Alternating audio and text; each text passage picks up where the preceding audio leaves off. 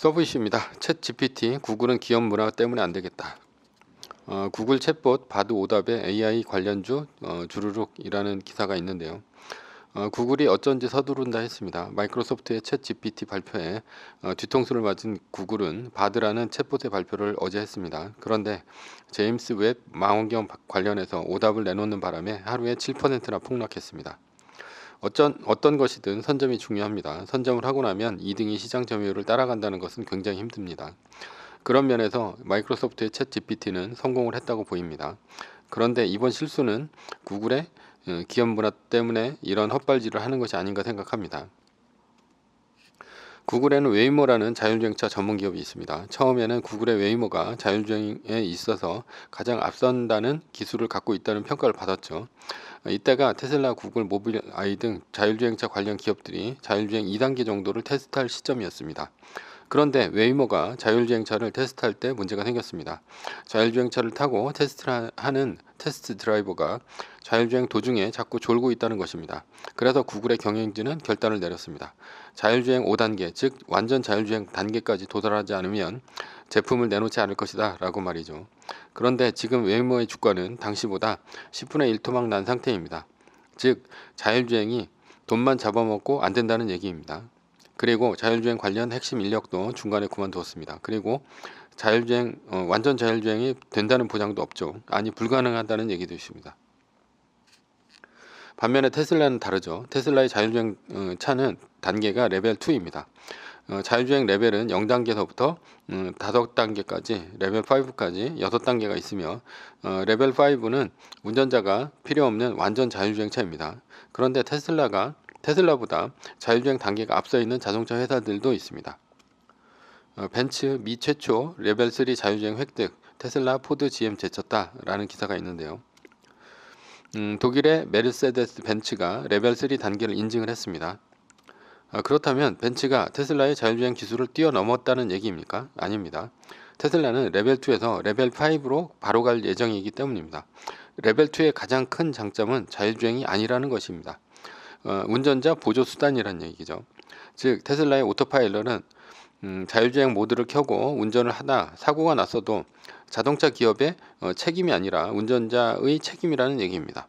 그러니 테슬라는 레벨 2로 오토파일럿을 팔다가 사고가 나도 전혀 법적으로 문제가 없습니다. 그래서 테슬라도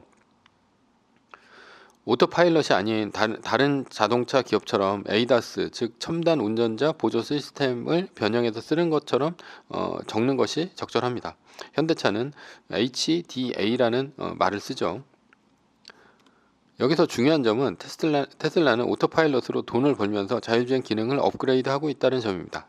그러나 구글의 웨이모는 돈을 쓰면서 자율주행 업그레이드를 하고 있죠. 그러니 처음보다 주가가 10분의 1 토막 난 것입니다. 챗 GPT를 통한 인공지능 검색은 선점이 중요합니다. 그런 면에서 마이크로소프트는 구글에 선박을 날렸고 구글은 허둥지둥 하다가 헛발질을 하고 말았죠. 마치 웨이모처럼 말입니다.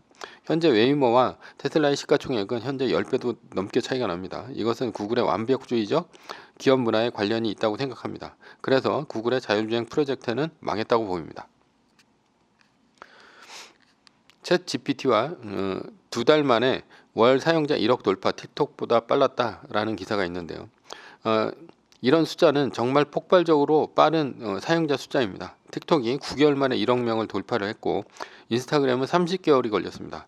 그런데 챗 GPT는 인터넷 등장 이후 가장 빠르게 1억 명을 돌파를 했습니다. 이 얘기는 챗 GPT의 월 사용자 숫자가 그만큼 역대급이라는 얘기고 사용자에게 어필을 했다는 얘기입니다.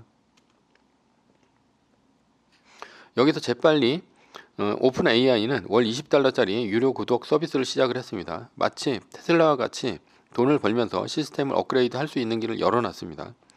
인공지능 업그레이드는 천문학적인 돈이 듭니다. 따라서 이것을 개발할 만한 회사는 마이크로소프트, 구글 그리고 중국의 기업들밖에 없습니다.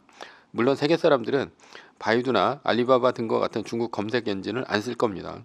따라서 중국 검색 엔진은 노예입니다. 그렇다면 마이크로소프트와 구글의 싸움인데요. 내가 만약에 보고서를 써내야 하는 대학생이나 직장인이라면 20달러를 내고 유료 서비스를 구독할 것입니다. 더구나 마이크로소프트는 오피스와 연동을 할 수가 있습니다. PPT나 엑셀로 보고서를 만드는 것도 가능하죠. 그런 면에서 마이크로소프트가 구글보다 훨씬 유리한 국면도 있습니다. S&P 500으로 유명한 미국의 신용평가사 S&P 글로벌에 켄쇼라는 인공지능 컴퓨터가 있습니다. 켄쇼는 AI 분석을 전문으로 하는 컴퓨터입니다. 이 켄쇼에게 물어봤습니다. 한파 수혜주는 무엇인가? 지난 10년간 11월 30일에서 3월 31일까지 데이터를 분석한 결과 넷플릭스, 노스페이스, 모 회사인 VF그룹 각각 35% 올랐고 7%가 올랐다는 것이고요. 그리고 여행정보업체 프라이스라인, PCLN하고 크루즈 업체인 로얄 캐러비안이 각각 9.1%, 7.9% 올랐다 이렇게 얘기를 했죠. 20년간 겨울에는 여행이나 유통 관련주들이 올랐다는 얘기입니다. 왜냐하면 따뜻한 곳으로 여행을 가며 한파를 피했기 때문이죠. 달러가 강세가 되면 아시아 주식시장은 어떻게 될까라는 질문을 하면 어떻게 될까요? 10년차 시니어 애널리스트는 이 질문에 대한 대답이 하루가 걸립니다. 그런데 이 애널리스트의 연봉이 50만 달러입니다. 한화로 현재 한 6억 2,500만 달러, 500억이 아니죠. 6억 2,500만 원 정도가 됩니다. 그런데 켄쇼는 단 1분이 걸립니다. 대답은 항생지수 24.21% 그리고 일본 니케이 지수는 18.59% 떨어졌다는 것이 답입니다. 물론 현재 챗 GPT는 투자에 대한 질문을 받고 있지 않습니다. 그러나 켄쇼처럼 학습만 한다면 그 발전 방향은 무궁무진합니다. 트레이더 600명에서 2명으로 IT 기업된 골드만삭스라는 기사가 있는데요. 골드만삭스는 켄쇼를 도입하고 600명의 트레이더를 자르고 2명만이 근무를 합니다. 앞으로 지식 노동자들은 살 길을 마련해야 할 것입니다. 왜냐하면 사장은 지시하는 사람이죠. 월급쟁이는 지시를 받고 일을 하는 사람입니다. 사장이 궁금한 내용을 질문으로 1분 안에 알 수 있고 또한 보고서 형태로 만들어서 볼 수 있다면 지식 노동자를 고용할 필요가 없습니다.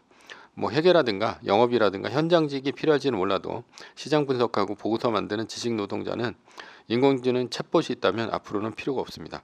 차라리 인공지능을 이용해 창업을 하는 것이 더 유리합니다. 전문직을 없앤다고 하는데 전문직을 없애지는 못할 것입니다. 왜냐하면 전문직은 라이센스가 있기 때문이죠. 다만 문서를 찾는 인력은 크게 줄어들 것입니다. 예를 들어 로펌에서 사건의 판례를 뒤져보는 것은 새끼 변호사들의 일인데요. 그런데 인공지능 챗봇을 쓴다면 경험 없는 변호사의 수를 크게 줄일 것입니다. 따라서 전문직의 1인 기업은 크게 늘어날 것입니다. 그렇다면 인공지능 챗봇의 기업 가치는 얼마나 될까요? UBS 보고서에 따르면 1조 달러 시장입니다. 어차피 1조 달러 시장은 한 개 기업이 다 먹지 못하겠지만 이 시장을 먹게 된다면 아마도 시가총액 순위는 크게 바뀔 것입니다. 결론입니다. 시총 1위가 애플에서 마이크로소프트로 바뀔 수도 있을 것입니다. 물론 우리는 투자자니까 시총이 바뀌는지만 보고 투자를 하면 됩니다.